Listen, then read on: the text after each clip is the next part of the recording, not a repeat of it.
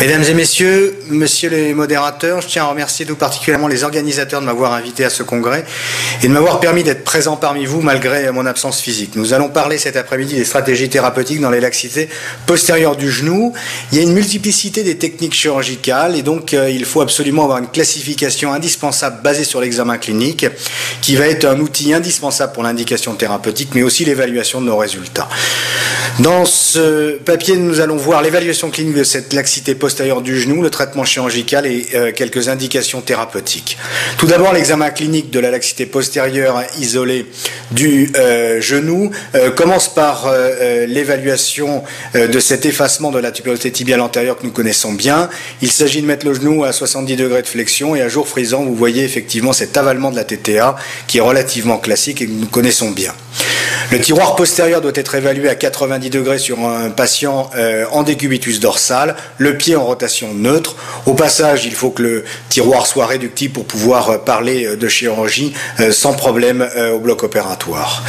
Ce tiroir s'évalue d'une manière quantitative aussi et on peut tout à fait regarder en rotation externe et en rotation interne en sachant qu'en rotation externe vous allez tester plutôt les formations ligamentaires postérolatérales et en rotation interne vous allez tester les formations ligamentaires postéromédiales. Le step-off est une indication et une évaluation quantitative qui a été décrite par Chris Arner. Normalement le plateau tibial médial est en avant du condyle médial sur un genou fléchi à 90 degrés. Lorsque vous avez une rupture du ligament croisé postérieur, bien entendu ce plateau tibial recule et vous pouvez alors avoir à ce moment-là 3 grades qui ont été décrits. Un grade 1 où le plateau tibial est au niveau du condyle médial avec une différentielle entre 0 à 5 mm, un grade 2 où le plateau tibial est juste en arrière du condyle médial, c'est 5 à 10 mm, et un grade 3 où le plateau tibial est franchement reculé, supérieur à 10 mm. Ceci vous donne déjà une première approximation de cette laxité postérieure directe. Le test de réduction active du tiroir a été décrit par Henri Dejour dans le temps. Il s'agit de faire une contraction active contre résistance du quadriceps qui entraîne une réduction du tiroir postérieur. Ceci est important surtout en préopératoire pour évaluer la réductibilité de ce tiroir postérieur. La laxité postérieure isolée impose l'absence d'éléments postérolatéraux comme par exemple la décoaptation à la marche, de laxité périphérique médiale ou latérale, d'asymétrie des rotations tibiales et enfin nos tests dynamiques positifs. Tous ces signes correspondent à des signes d'atteinte périphérique associés et ne doivent pas être vus lors d'une laxité postérieure isolée.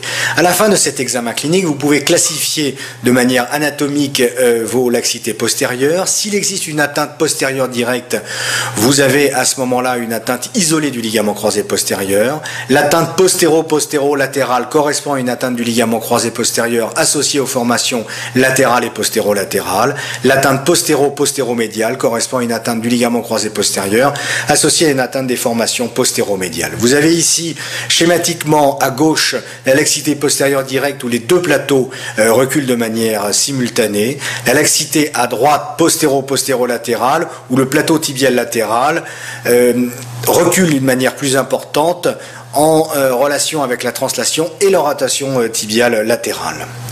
Il existe deux entités cliniques, si on parle d'indication chirurgicale, que sont la rupture isolée du ligament croisé postérieur ou la rupture associée à une atteinte postérolatérale, postéromédiale ou voire combinée. Les options de greffe sont multiples. Pour moi, seule la réalisation d'une greffe avec une autogreffe homolatérale ou contralatérale est viable. Le tendon rotulien, le tendon quadricipital ou les ischio-jambiers médiaux peuvent être utilisés. Les allogreffes sont une bonne alternative qu'on utilise peu en France. Enfin, les renforts et les ligaments synthétiques sont peu utilisés, sont surtout utilisés notamment en aigu par certaines équipes pour ce qui concerne le ligament synthétique.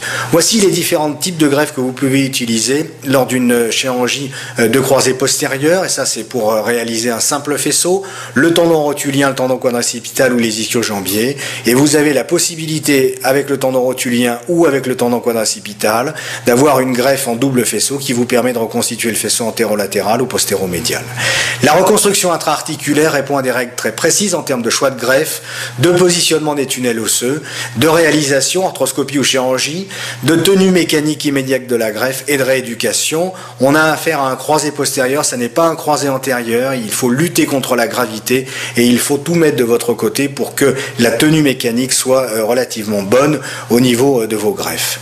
La rupture aiguë, soit il existe une avulsion osseuse, soit il existe une rupture intraligamentaire du ligament croisé postérieur. Pour ce qui est des avulsions osseuses, nous avons décrit une technique sous arthroscopie à l'aide d'un bouton qui permet de réduire le fragment déplacé et de le maintenir en bonne position le temps de sa consolidation osseuse.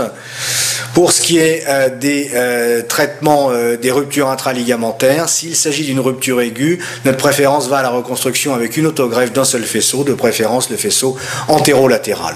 S'il existe une rupture associée du croisé postérieur et du plan postérolatéral, il s'agit pour nous d'une certaine urgence thérapeutique car le point d'angle postérolatéral cicatrise très mal avec le traitement médical et il vaut mieux à ce moment-là opérer ces patients.